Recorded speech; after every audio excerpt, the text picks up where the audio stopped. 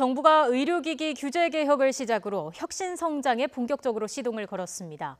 올해 안으로 국민이 체감할 수 있는 규제 개혁 성과를 내겠다고 했지만 난관이 적지 않습니다. 차유정 기자입니다. 정부가 혁신 성장의 발판으로 삼기 위해 먼저 의료기기 규제를 풀어주기로 했습니다.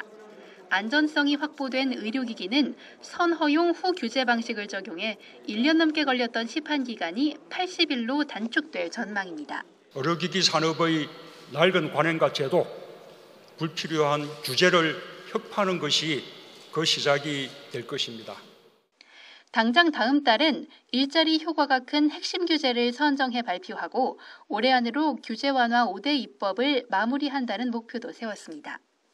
고용 감소와 성장 둔화로 다급해진 정부가 혁신 성장 핵심인 규제 개혁에 열을 올리고 있지만 넘어야 할 고비가 간단치 않습니다. 첫째는 규제 배후에 있는 이해관계자들을 설득하는 일입니다. 정부가 당장 하반기에 추진하겠다는 공유 경제만 보더라도 차량 공유 서비스 도입으로 인해 영업에 타격을 받는 택시업계 반발이 만만치 않습니다. 실제 혁신 성장을 담당하는 정부 관계자도 이해관계자들의 생업이 달린 문제인 만큼 설득과 조율이 가장 큰 난관이라고 털어놨습니다.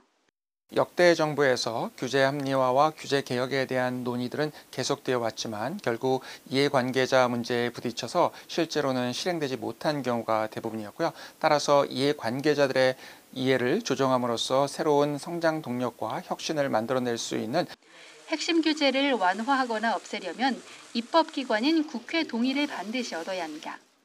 정부가 아무리 규제 개혁에 대한 노력을 한다고 하더라도 국회에 입법상 협조가 없으면 연목보일 것입니다.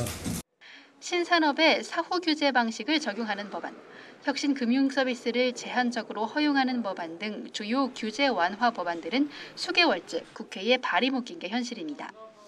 저출산 고령화와 산업 구조조정 등 구조적 위기에 봉착한 우리 경제의 혁신 성장은 이제 더는 지체해서는 안 될 절박한 과제로 꼽히고 있습니다.